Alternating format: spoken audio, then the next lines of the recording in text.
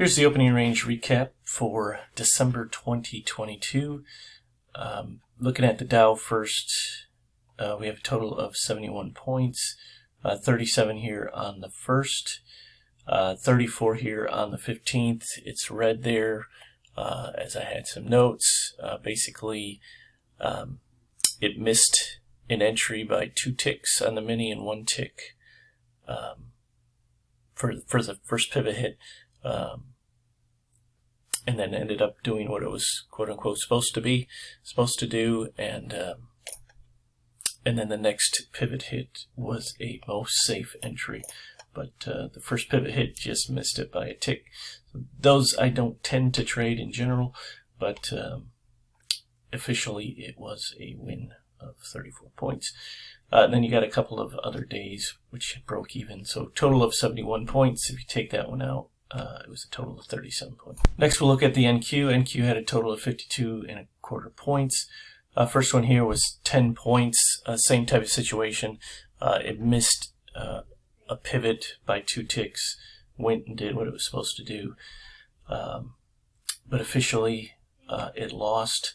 So the third pivot in this particular case was a win. And you can review all these particular videos on YouTube if you so desire as I go into more depth about it. But officially that was a 10-point winner. December 6th was the interesting one. We had a win of 6.5 points on the 25% to start, and then the market just tanked. The NQ is the one to watch out for, especially when it's a small opening range. In this particular case, the 6th, it was only a 26-point opening range, which was much less than the opening ranges before or after it. Also, you hit your 4th pivot by 9:58 in the morning already, so it was just a free fall. And those are the ones, if you can avoid them,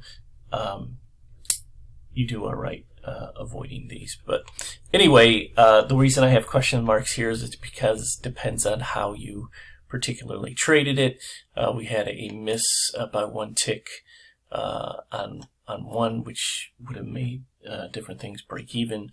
The 50% had like 5 losses in a row, just depending on, again, when you traded it and so forth. So that one was ugly if you traded it exactly how it was, and just depending on how you sliced it, if you traded before 10 a.m. and all that kind of stuff. So that's why I have those question marks there.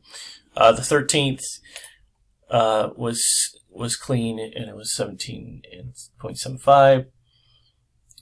This one was clean on the 21st for 9.5. 22nd here, same type of thing where it missed the entry by a tick, and those type of things as well, and that's why you have that here. So depending on how you traded that as well, so 8.5, so 52.25. But again, depending on how you do this and this. But the NQ tends to be the one that is going to give you the most fits. Again, it potentially has the biggest profit potential as well, but it's going to give you the most fits on really bad days as well. And then the S&P, we have 1775 for a total. First trade there on the 1st was clean at 2.5. Then the 5th, we have that at 3.25, and the reason this one is in red is because there was news on that particular day, and pivot 1, pivot 2, and pivot 3 all hit in the same minute. So really difficult to actually even get that entry at all because of that. The December 6th, that was clean, 3.5 points, 1.75 on 2 different trades. 13th was clean at 5. 16th, again, same type of thing, missed an exit or an entry by a tick, and but officially that is what the number is. But realistically not the way I trade. December 21st, this one took 2 trades to break even, and then this one's 375.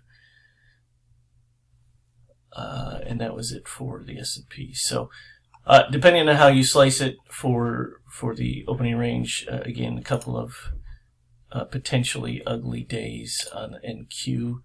Otherwise, things are fairly clean on things.